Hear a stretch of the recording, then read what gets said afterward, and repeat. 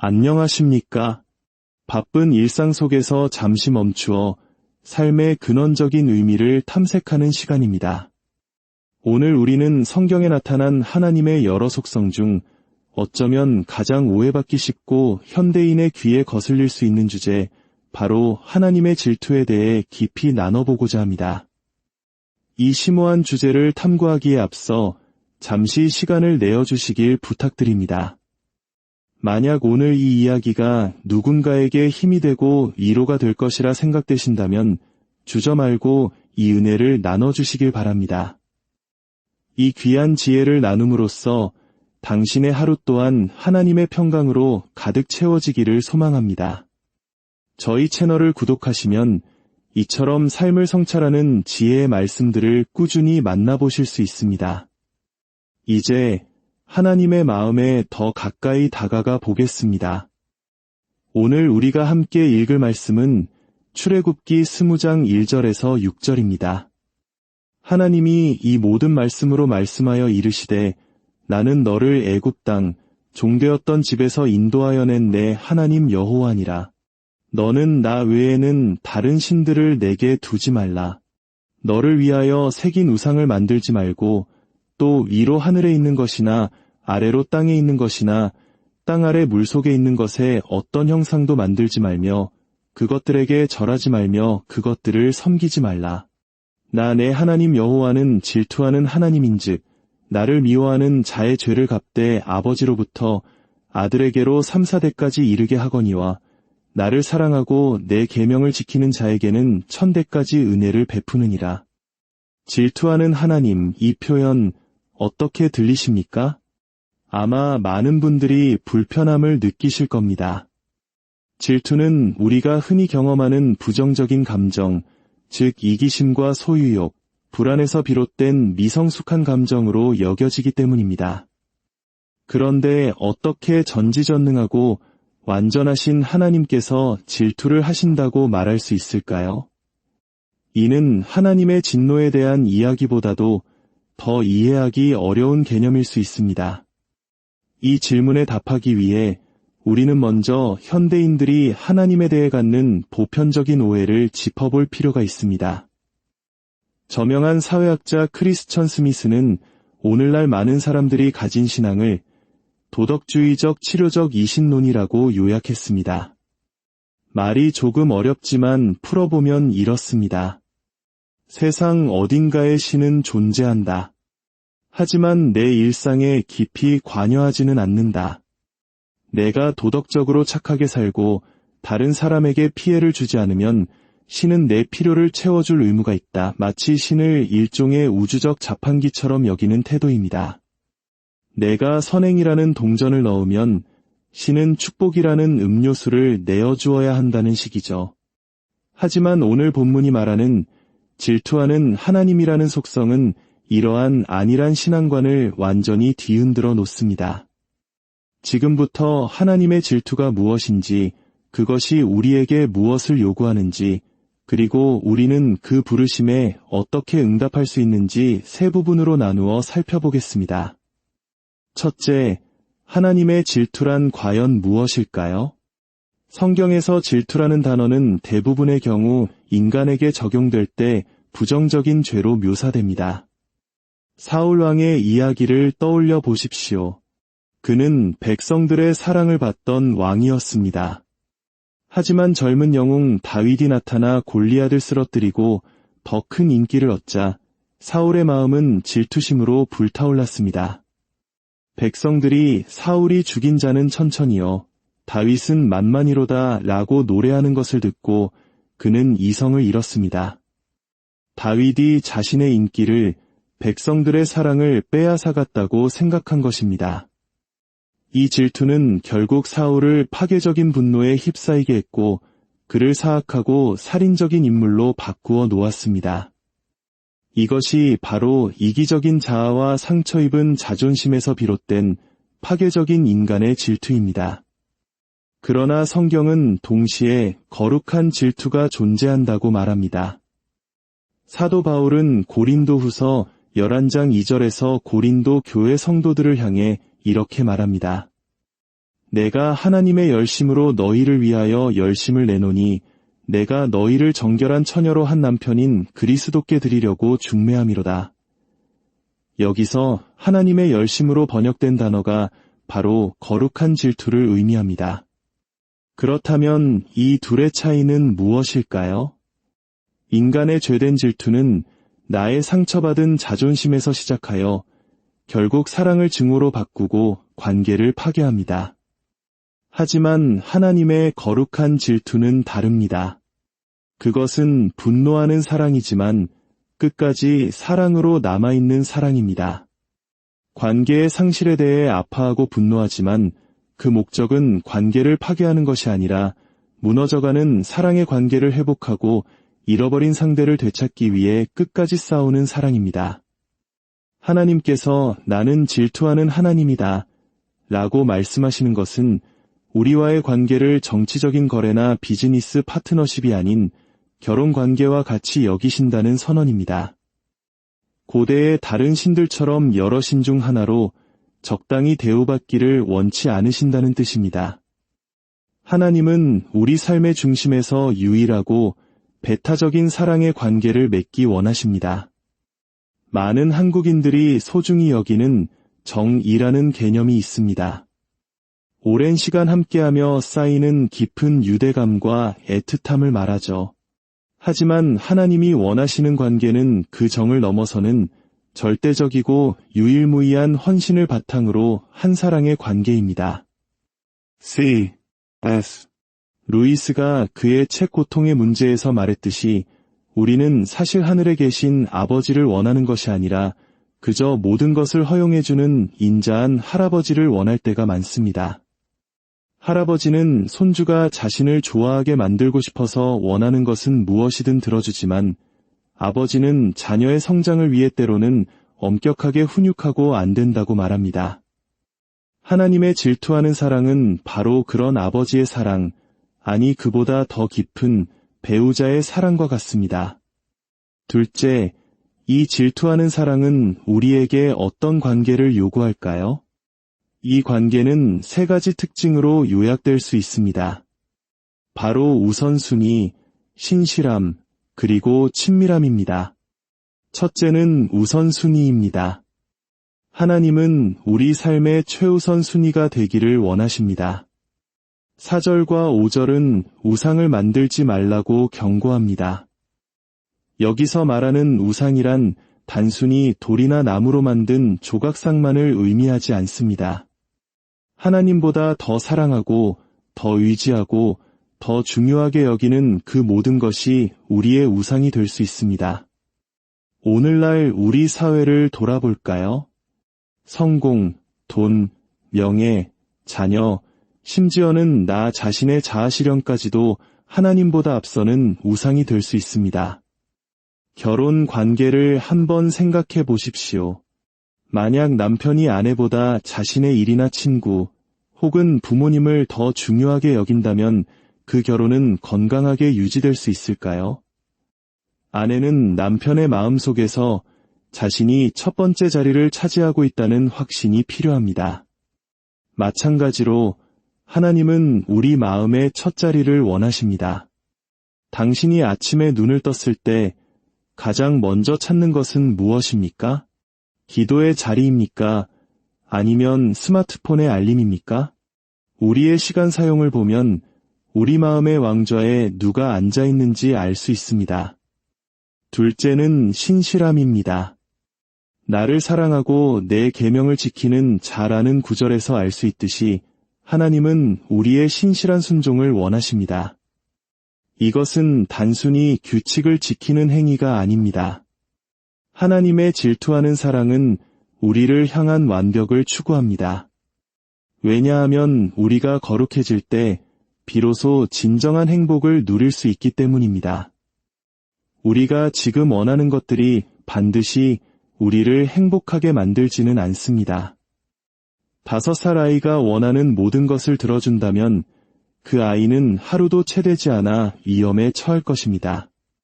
마찬가지로 하나님께서 우리의 미성숙한 욕망을 그대로 다 들어주신다면 그것은 진정한 사랑이 아닐 것입니다. 하나님의 사랑은 우리의 흠을 용서하지만 그 흠이 제거되기를 멈추지 않고 원합니다. 사랑은 사랑하는 대상의 모든 결점에 누구보다 민감하기 때문입니다. 하나님은 우리를 너무나 사랑하시기에 우리가 가장 아름답고 온전한 모습으로 성장하도록 끈질기게 요구하십니다. 우리의 행복은 그 거룩함의 여정 끝에 있습니다. 셋째는 친밀함입니다. 하나님은 나는 내 하나님 여호와라고 말씀하십니다. 이는 언약의 언어입니다. 너희는 내 백성이 되고 나는 너희의 하나님이 되리라는 약속입니다. 이것은 상호 간의 소유와 헌신을 의미합니다. 내가 당신의 것이고 당신이 나의 것이라는 고백입니다. 하나님은 우리에게 자신을 온전히 내어주셨고 우리 또한 마음과 뜻과 힘을 다해 그분께 우리 자신을 드리기를 원하십니다. 우리가 누군가와 깊은 사랑에 빠지면 상대방이 무엇을 원하는지, 무엇을 기뻐하는지 알고 싶어집니다. 그가 굳이 목록을 만들어 요구하지 않아도 우리는 자발적으로 그를 기쁘게 할 일을 찾습니다. 당신의 소원이 곧 저의 명령입니다. 라고 느끼게 되는 것, 그것이 바로 사랑의 본질입니다. 하나님과의 관계도 이와 같아야 합니다. 율법을 지키는 것이 의무감이나 두려움 때문이 아니라 그분을 너무나 사랑하기에 그분의 뜻을 따르는 것이 기쁨이 되는 관계, 그것이 바로 질투하는 하나님께서 우리에게 원하시는 친밀한 관계입니다. 마지막으로, 그렇다면 우리는 이토록 높고 거룩한 부르심에 어떻게 응답할 수 있을까요? 솔직히 말해, 우리 스스로의 힘으로는 불가능합니다. 우리가 죄를 지을 때, 우리는 단순히 왕의 법을 어기는 백성이나 목자의 울타리를 벗어나는 양과 같은 존재가 아닙니다. 우리는 남편의 마음을 아프게 하는 영적 간음을 저지르는 배우자와 같습니다. 구약시대의 간음은 사형에 해당하는 죄였습니다. 끊임없이 하나님의 마음을 아프게 하고 배신하는 우리가 어떻게 감히 그분과의 사랑의 관계를 유지할 수 있겠습니까? 여기에 바로 복음의 신비가 있습니다. 구약에서 하나님이 나는 너의 하나님이다 라고 말씀하신 것은 비유적으로 들릴 수 있습니다. 그러나 신약에 와서 이 비유는 현실이 되었습니다. 예수 그리스도께서 이 땅에 오셨기 때문입니다. 에베소서 5장은 교회를 향한 그리스도의 사랑을 남편과 아내의 관계에 비유합니다. 그리고 그 사랑이 어떤 사랑인지 이렇게 설명합니다. 그리스도께서 교회를 사랑하시고 그 교회를 위하여 자신을 주심같이 하라. 인간의 이기적인 질투는 상대를 죽음으로 몰아가지만 하나님의 거룩한 질투는 상대를 살리기 위해 스스로 죽음을 택합니다. 예수님은 우리의 영적 간음과 배신에도 불구하고 그 분노하는 사랑을 끝까지 사랑으로 지키셨습니다. 그 사랑을 지키기 위해 우리와의 깨어진 관계를 회복하기 위해 그분은 십자가에서 우리를 대신하여 하나님의 진노를 받으시고 버림받으셨습니다. 그분 자신이 우리의 죄값을 치르신 것입니다. 우리가 어떻게 도덕주의적 신앙을 넘어 하나님을 인격적으로 사랑하는 자리로 나아갈 수 있을까요?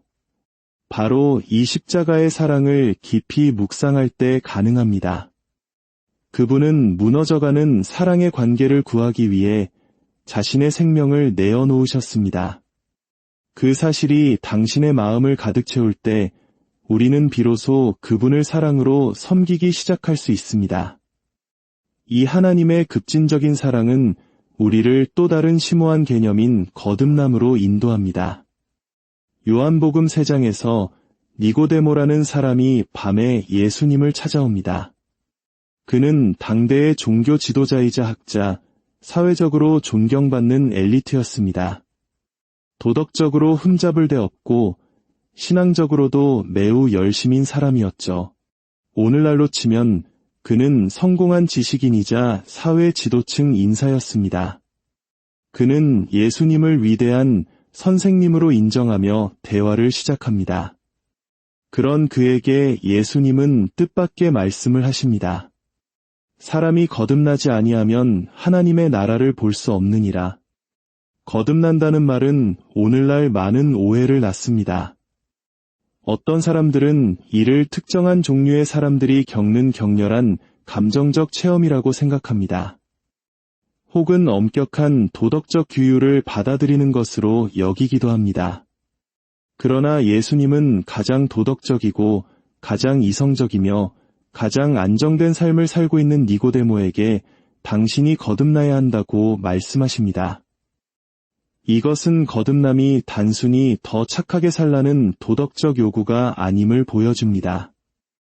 오히려 그것은 우리가 쌓아온 모든 도덕과 종교적 행위에 대한 근본적인 도전입니다. 예수님은 니고데모에게 당신이 지금까지 아주 잘 해왔으니 이제 내가 나머지를 채워주겠다고 말씀하지 않으셨습니다. 대신 당신은 처음부터 다시 시작해야 한다고 말씀하십니다. 당신이 지금까지 쌓아온 모든 선행과 종교적 업적이 하나님 나라에 들어가는 데에는 아무런 도움이 되지 못한다는 가히 혁명적인 선언입니다. 세상의 가장 밑바닥에 있는 죄인이나 가장 존경받는 종교 지도자나 하나님 앞에서는 모두 똑같이 거듭남이라는 출발선에 서야 한다는 것입니다. 거듭남이란 무엇일까요? 그것은 우리의 삶을 부분적으로 수리하는 개선이 아니라 완전히 새로운 생명으로 다시 태어나는 변혁입니다. 사과나무에 아무리 정성껏 물을 주고 비료를 주어도 복숭아가 열리지는 않습니다. 새로운 열매를 위해서는 완전히 새로운 뿌리, 새로운 생명의 씨앗이 필요합니다. 거듭남은 바로 하나님의 영이 우리 안에 들어와 새로운 생명의 씨앗을 심으시는 사건입니다. 가장 중요한 것은 거듭남이 예수님을 위대한 스승으로 보는 관점에서 유일한 구원자로 보는 관점으로의 전환이라는 점입니다. 니고데모는 예수님께 가르침을 얻으러 왔습니다. 그러나 예수님은 우리에게 더 많은 숙제를 내주는 선생님이 아니라 죽어가는 우리에게 새 생명을 주시는 구원자로 오셨습니다. 우리는 더 나은 삶의 방법을 배우러 온 학생이 아니라 독사에 물려 죽어가는 광야의 이스라엘 백성과 같습니다. 그들이 살기 위해 필요했던 것은 해독제 만드는 법 강의가 아니라 그저 바라보기만 하면 살 수 있었던 장대 위의 노뱀이었습니다. 예수님은 말씀하십니다. 모세가 광야에서 뱀을 든 것 같이 인자도 들려야 하리니 이는 그를 믿는 자마다 영생을 얻게 하려 하심이니라. 우리는 어떻게 거듭날 수 있을까요? 이 비유 자체가 답을 줍니다. 아기는 태어나기 위해 아무것도 하지 않습니다. 태어남은 전적으로 어머니의 수고와 고통, 즉 산골을 통해 일어나는 사건입니다. 아기는 어머니의 희생을 통해 세상에 나옵니다. 우리의 영적 거듭남도 마찬가지입니다. 그것은 우리의 노력이나 결단으로 쟁취하는 것이 아닙니다. 그것은 십자가 위에서 우리를 위해 피 흘리시고 고통당하신 예수 그리스도의 상고를 통해 우리에게 주어지는 선물입니다. 우리가 할 일은 그저 장대 위에 들리신 그분을 믿음으로 바라보는 것뿐입니다. 어떤 사람은 사마리아 여인처럼 즉각적이고 극적인 변화를 경험할 수 있습니다. 또 어떤 사람은 니고데모처럼 오랜 시간 고뇌하고 묵상한 끝에 조용히 변화될 수도 있습니다. 중요한 것은 변화의 방식이 아니라 변화의 근원이신 예수 그리스도를 바라보는 것입니다. 사랑하는 여러분, 오늘 우리는 하나님의 질투와 거듭남이라는 두 가지 깊은 주제를 살펴보았습니다. 하나님의 질투하는 사랑은 우리를 부담스럽게 얽매는 소유욕이 아니라 우리를 끝까지 포기하지 않고 구원하시려는 열정적인 사랑입니다. 그리고 거듭남은 그 사랑의 관계 안으로 들어가는 유일한 문이며 우리의 노력이 아닌 오직 은혜로 주어지는 새 생명입니다. 이 질투하는 사랑을 부담이 아닌 가장 깊은 안전함으로 경험하시기를 기도합니다. 당신이 바로 그 사랑, 당신을 얻기 위해 싸우고 죽기까지 한 그 사랑의 대상임을 깨닫는 은혜가 있기를 소망합니다. 그리고 그 사랑 안에서 날마다 새롭게 태어나는 기쁨을 누리시기를 우리 주 예수 그리스도의 이름으로 축원합니다.